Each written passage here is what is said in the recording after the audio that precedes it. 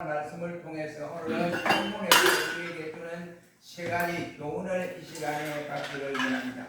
오늘 본문의 말씀을 우리가 세약에서 보면은 양을 치는 목동인 다윗이 이새의 막내 아들로서 아버지의 심부름을 이제 형들이 있는 전쟁터로 가게 되었습니다. 그는 아버지가 준 볶은 곡식과 뜻과 건조된 우유 10덩어리를 가지고 저들 형들이 전쟁터에 있는 베들레헴에 갔는데, 베들레헴에 가보니까 아니다, 여기에 있지 않고 엘라 골짜기까지 갔다 라고 했습니다. 그래 엘라 골짜기까지 가서 내려갔습니다. 저들은 지금 블레셋과의 이스라엘 전쟁통에서 이와 상황이 좋지 않았습니다. 먹을 것이 없어 이와 양식이 떨어지는데 본인이 양식이 없으면 어떻게 전쟁을 하겠습니까?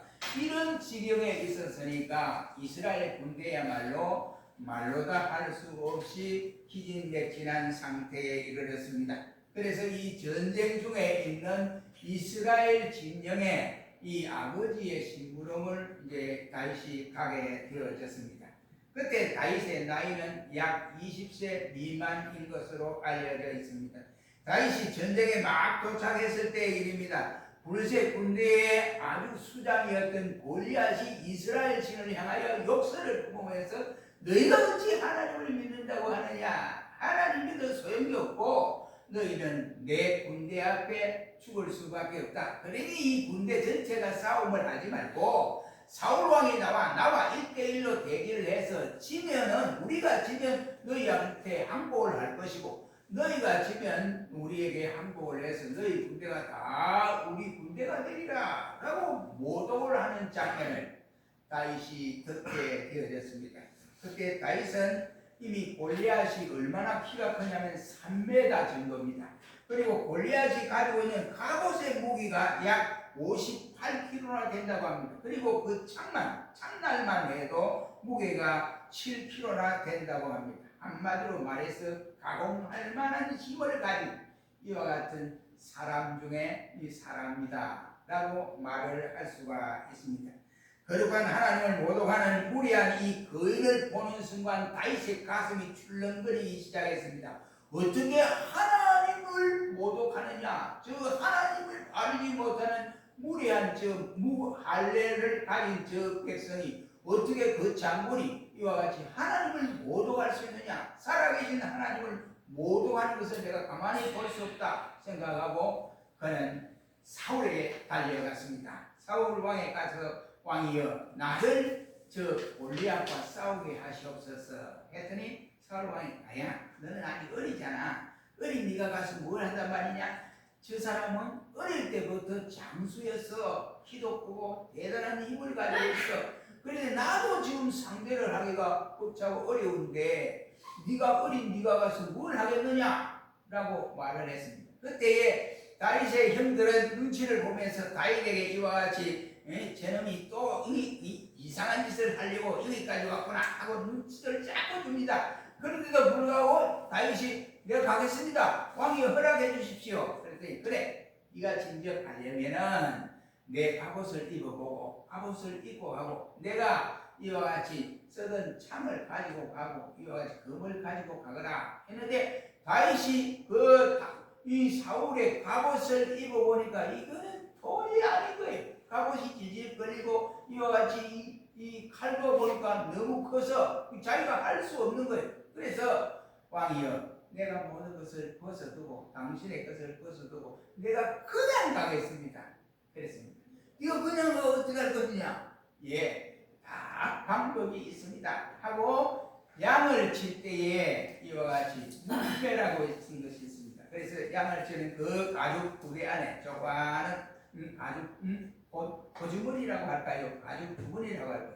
그곳에 뺀질뺀질한 물매 5개를 챙기고 이제 나갔습니다. 그래서 나가서 전장에 나가 저놈을 내가 분명히 하나님의 이름으로 징치하겠다라는 마음으로 가게 되어졌습니다. 그리고 사울 왕에게 자신이 골리앗과 싸우는 이 과정에서 잘 보고 계시라고 이렇게 말을 하면서 갔는데 그 말을 들은 사울과 그의 신하들 군사들은 초조하게 짝이 없고 또 자기 형 다윗의 형은 저놈이 또 객기를 부리는구나 이렇게 생각을 하기도 했던 것입니다. 정말로 어처구니 없는 일이 벌어지게 된 것인데 사울의 감옥과 칼을 차보니까 이것이 자기가 사용하는 것이 아니 자유롭지를 못합니다. 그래서 그는 바로 자기 자신이 깨달은 바가 있는데 골리앗을 이긴 무기는 사울 왕이 가진 전신 갑주가 아니라 바로 우리 하나님의 손에 있다. 이런 사실을 깊이 깨닫게 되어진 것입니다. 그래서 이 다윗이 전쟁터에서 골리앗과 맞붙게 되었던 사실이 오늘 본문에 기록되어져 있습니다. 우리는 오늘 본문에서 다윗의 임전과 태세와 그의 전투관을 보면서 우리에게 깨닫게 하는 세 가지 내용이 여기에 담겨져 있다라고 생각이 됩니다. 그 첫째가 38절로 39절 말씀을 보면 사울의 각주는 인본주의적 상징을 나타내는 사실이다. 이 말. 오늘 보면 39절 말씀해 보십시오. 이 다윗은 사울 왕의 칼과 군복을 시험대로 입고 걸어보다가 그가 익숙치 못함을 깨닫게 되어졌습니다.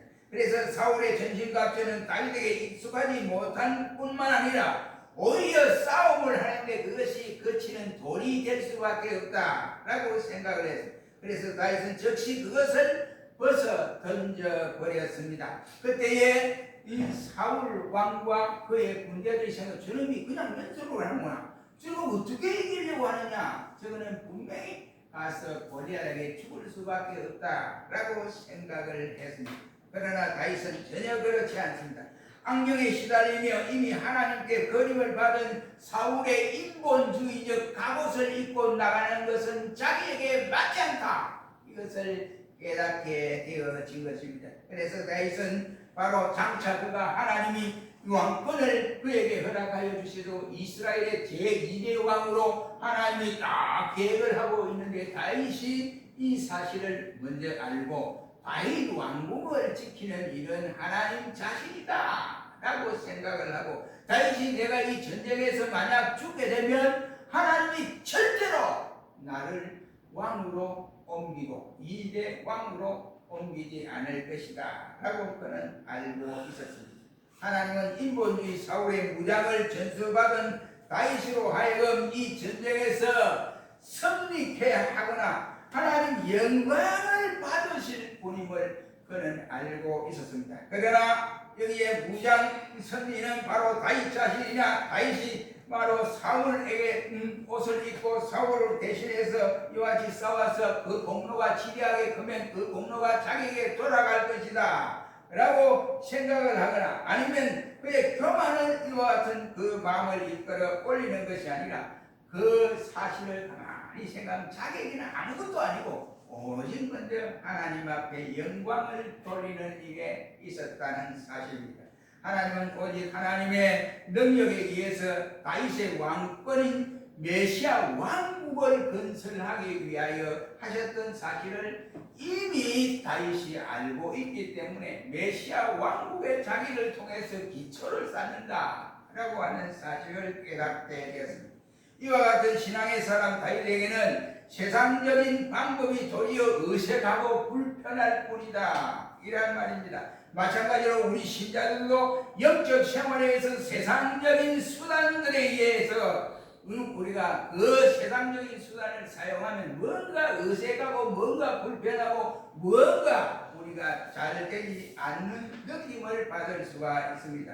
그들은 사울의 갑옷과 같이 익숙치 못한 것들이요 신앙생활에 있어서 전혀 우리에게는 도움이 되지 않는 것이 바로 세상적인 이치들 바로 사울의 갑옷이라고 말을 할 수 있습니다. 따라서 사울의 이와 같이 갑주는 입는다고 하는 이 사실은 개인의 삶에 있어서는 무조건적인 바로 모방밖에 되지는 아니한다는 사실을 다윗이 너무나 알고 있습니다. 특히 신자들이 신자의 특유의 길을 가지를 못하고 불신자들이나 악인들의 이와 같이 즐겨 사용하는 인생들의 철학과 그리고 저들이 하는 말을 우리 일상생활에서 그냥 사용되는 경우들이 얼마나 많으냐 이 말이에요. 우리의 입술로는 성결을 주장하고 우리의 입술로는 거룩을 주장하고 하나님을 찬양하지만은 우리의 말과 행동에는 저 불신자들이 쓰는 일들을 통용하고 사용하는 경우들이 대단히 많지 않은가 생각합니다. 그 예를 들면 불신자들이 많이 쓰는 용서하고 들으십시오. 이 새끼야 라든지 아니면 지랄을 하네 등등 또 그게 또 있습니다. 저 개자식 같은 사람 등등 이런 말은 불신자들 많이 사용하는 말인데 우리 신자들까지도 이 말을 공공연하게 쓰고 있음을 볼 수가 있습니다. 성도는 하늘의 사람이요 신령한 사람이라고 할 수 있습니다. 신령한 사람은 신령한 지혜와 그리고 그 방법으로 살아가야만 되는 것입니다. 왜? 하나님이 우리를 보고 계시기 때문에 그러한 것입니다. 그런데 우리의 행보는 그렇지 못함에 안타까울 때가 대단히 많습니다. 여러분 공연이 어울리지도 않고 일에 친척도 없는 피곤한 답보의 걸음을 왜 어느 때까지 그 길을 가려고 이와 같이 하고 있느냐 이란 말입니다. 우리는 신앙의 사람으로서 사울의 가보신 인본주의를 깨끗하게 버려야 한다는 사실입니다.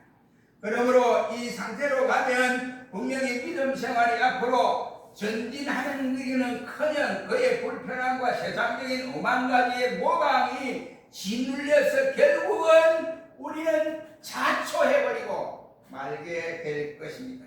사랑하는 성도 여러분, 지금이라도 신자는 의식하고 불편한 의식의 껍데기를 홀홀 벗어버려야 된다. 그래서 우리 성경은 옛사람적인 요소를 버려라, 인본주의를 버려라 라고 강조를 하고 있습니다. 아브라함 테니스라고 하는 사람은 이렇게 말했습니다. 반쪽의 진실은 바로 허위보다 무섭고 악한 것들이다 라고 말을 했습니다. 다시 말하면 세상의 것 불신자들이 입는 것은 인본주의, 그것을 가지고 우리가 신본주의체 흉내는 낼 수가 없다 이란 말이 되겠습니다. 지금도 하나님보다 내 생각이 먼저 의지되고 내 지식을 먼저 의지를 하고 내 경험을 먼저 의지를 하고 하는 이러한 모습들은 나무 멍에를 피하려다가 새 멍에를 기다리고 있다는 말과 같습니다. 그러므로 우리는 인본주의적 요소는 다 버려야 된다. 사울의 갑옷, 이거 사울의 칼, 사울의 창이 다 버리고 다윗이 편한 대로 전쟁터에 나가는 것처럼 우리 역시 인본주의는 깨끗하게 버리고 가야 됩니다. 인본주의를 멀리하라 이러한 뜻이 우리에게 담겨져 있습니다. 두 번째는 40절 말씀에서 이 물매를 가지고 다윗이 전쟁터에 나갔습니다. 이것은 다른 말로 표현하면 다윗의 전공 분야가 바로 물매다 라고 하는 사실입니다. 그것이 오늘 본문 40절에서 말씀을 하고 있습니다. 자기를 찾고 사명을 깨달은 자는 바로 참 흥분하고 가슴이 뛰고 막 어쩔 줄 모릅니다. 하나님의 은혜를 생각하며 하나님 내 같은 인생에 하나님이 이렇게 은혜를 주시다니요 하고 이렇게 깨닫습니다. 인간적인 수단이 없는 무장, 그것이 바로 신본주의의 무장이라고 할 수가 있습니다. 인본주의의 표피를 벗는 순간에 하나님 앞에서 나라고 하는 인간이 노출되어지고 그거에서야 결국은 믿음으로만이 우리는 승리할 수 있다라고 하는 다윗과 같은 믿음을 정당하게 볼 수가 있습니다. 하나님 밖에는 아무것도 없다고 하는 것을 깨닫게 됩니다. 이때가 바로 하나님의 절대 주권이 가장 절실하게 느껴지는 순간이라고 할 수 있습니다. 얼마나 순수한 신앙을 가지고 있는가 이란 말입니다. 갑옷과 칼을 다 던져버리고 가죽 부대와 물매 5개를 가지고 그 골리앗 장군 앞에 나간다 라고 할 때 다윗은 가슴에 하나님을 의지하고 나가지만은 사울 왕과 그 군대들 자기 형들이 볼 때는 저는 미쳐도 더럽게 미쳤구나, 저는 또 객기를 부리는구나, 저는 가자마자 죽는다 라고 이렇게 생각을 했지. 다윗의 가슴 속에 하나님의 주권을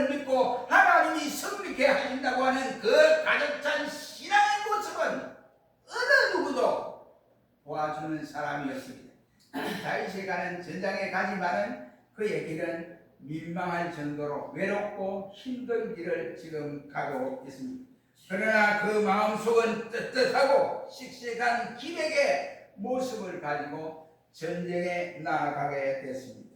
시내물가에서 긴 세월 동안 훈련해온 그의 솜씨 물매 5개, 이것을 가지고 하나님 앞에 시범을 보일 때가 왔다라고 그는 생각을 했습니다. 그는 오랜 세월 동안 따가운 매끄러운 조약돌 5개를 늘어놓고 또 양손에 막대기와 물매를 들고 또 이와 같이 거인 골리앗 앞에 쓴 바로 에딘 다윗의 모습에서 우리는 세상 앞에 선 에딘 다윗의 모습과 같은 신자들의 모습임을 우리가 볼 수가 있게 됩니다. 우리는 우리 스스로 알기 모르게 세상에서 때로는 가정에서 일터에서 골리앗과 같은 사단의 공포와 불신자들의 위협 속에서 살아가곤 하고 있습니다. 우리 앞에서는 신자들의 모습이야말로 이와 같이 목동, 가방, 돌맷돌 이와 같이 5개를 넣었던 다윗의 모습과 흡사한 모습이 아니겠는가 생각을 합니다. 그러나 어처구니없는 현실의 모습에서 우리는 골리앗의 바로 상대자로서 물매를 잡은 소년 다윗을 뽑아내신 하나님의 신비한 역사를 깨닫는 전쟁터라고 말을 할 수가 있습니다. 그 전쟁에서는 골리앗도 이와 자기 힘으로 물론 싸우지만 승패는 하나님의 주권 속에 있다고 하는 사실을 다윗은 너무나 많이 의지하고 있었습니다. 그래서 다윗의 전공은 뭐냐? 물매입니다.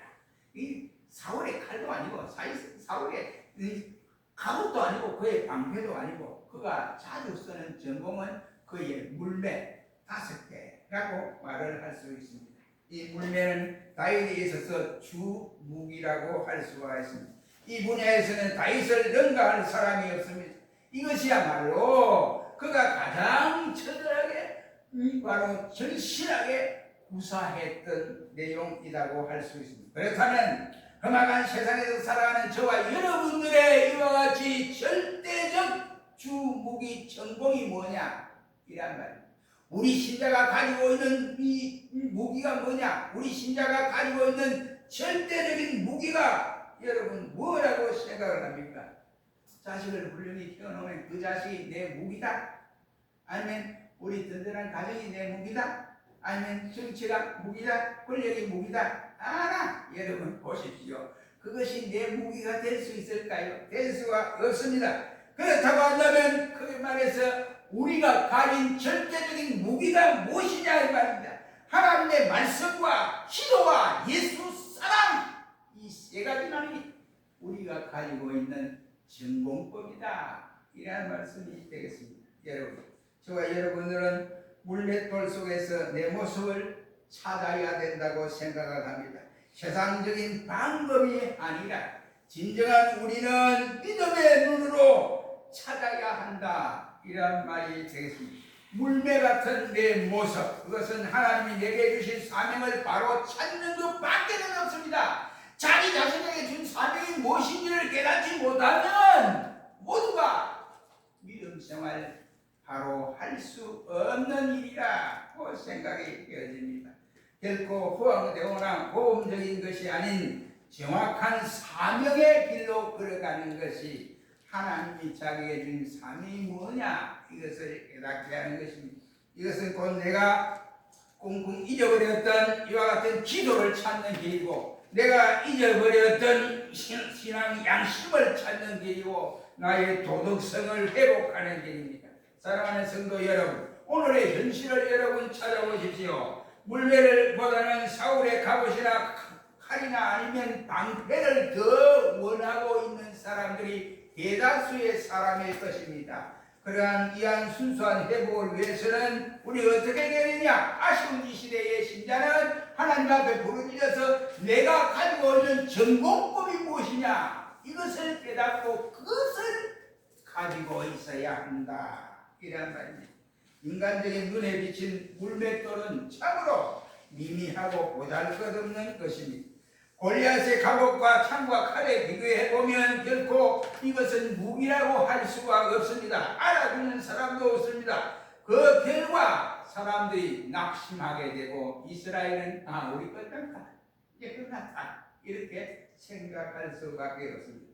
지금 앞에서 희롱을 당하고 블레셋 군대와 다윗의 뒤에서 애처롭게 여기며 아이고 저놈의 자식 이와 이 똥개끼를 부리는구나 하고 형들이 그래 말하고 사울 왕도 안 됐어, 안 됐어, 쟤는 어떻게 이길 것이야, 이렇게 생각하고 있습니다. 다시 말하면 다윗의 속마음을 알아주지 못한 왕과 그의 군대들이라고 할 수 있습니다.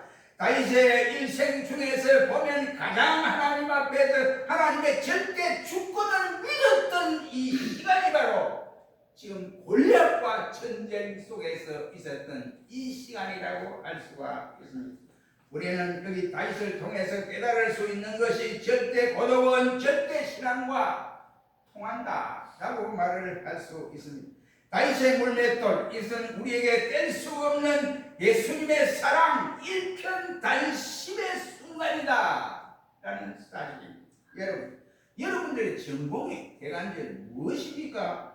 예수님 앞에서 확실하게 내어 보여 드릴 수가 있어야 됩니다. 그 전공이 뭡니까? 바로 우리는 말씀과 그리고 기도와 예수 사랑이다. 이게 변질되면 안 됩니다. 우리 전공이 변하면 안 된다.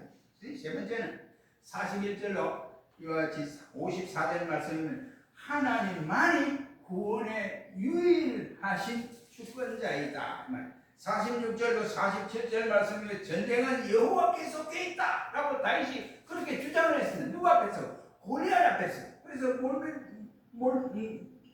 맷돌을 5개를 가지고 그 다음에 채찍을 가지고 하니까 골리앗은 야 이놈아 내가 개나 짐승으로 여기느냐 라고 이렇게 빈정대기도 했습니다. 그러나 다윗은 전혀 거기에 동의하지 않고 내가 비록 이것을 가지고 가지만은 바로 전쟁의 승패는 네가 하는 것이 아니고 바로 우리 사울왕이 하는 것도 아니고 우리 군대가 하는 것도 아니고 하나님이 하신다, 이것을 굳게 믿었던 것입니다. 그래서 전쟁은 여호와께 속해 있다 라고 큰 소리를 쳤습니다. 이런 일은 아무나 소리를 칠 수 있는 일이 아닙니다. 믿음을 가진 자만이 누리는 맛이라 할 수 있습니다. 세상 사람들이 지금 어찌 않고 어떻게 되는 저 사람 저래 되나 이러는데 믿음이 있는 사람은 그 환난에서 승리하면서 환난에서 벗어지는 하나님의 주권적인 역사를 맛볼 수 있습니다. 그 뭐냐? 믿음이 있어야 한다, 이런 말이 되겠습니다.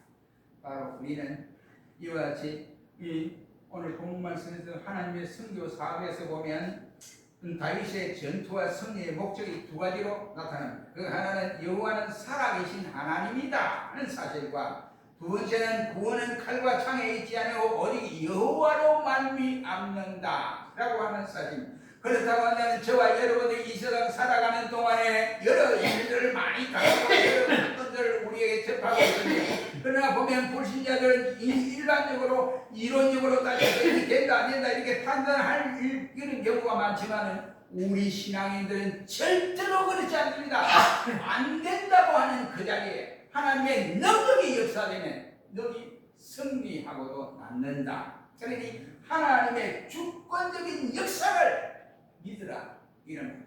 그러면 우리는 세상을 살아가는 동안에 다윗처럼 이 세상에서 승리해야 됩니다. 다윗이 만약 거기 전국에서 승리하고 돌아올 때에 그가 사울 왕이 부마를 준다든지 아니면 자기 공로를 이와 같이 인정해 받기 위해서 그렇게 하는 것이 전혀 아니었다는 말입니다. 그를 향한 하나님에 대한 열심이 이와 같이 그렇게 다니게 했습니다. 26절 다 같이 한번 읽어봅니다. 저 할례 없는, 다 같이 한번 읽어봅니다. 저 할례 없는 블레셋 사람이 누구간데 사실은 하나님을 모독하느냐 라고 했습니다. 이 말은 하나님의 주권을 철저하게 믿고 있는 다윗이었다 이 말입니다. 그러므로 우리도 하나님의 주권적 사역을 믿는 자에게 그 믿음이 있기 때문에 하나님이 옛날이나 지금이나 오늘날도 같은 역사, 살아계신 하나님의 역사를 우리에게 체험하게 하신다 그 말이에요. 그러면 우리 신앙에 하나님의 주권을 꼭 붙잡고 믿고 나가는 자가 되라는 말이 결론을 맺겠습니다. 우리는 성령으로 일을 시작했다가 육체로 마치는 경우들이 가끔 있습니다.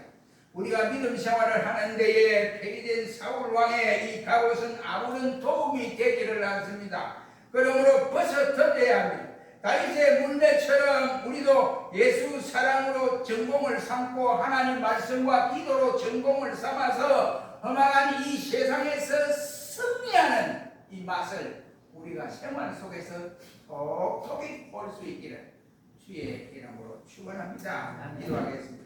그리고 세상은 어지럽고 혼돈합니다. 이런 세상 가운데 우리가 승리하려면 다윗과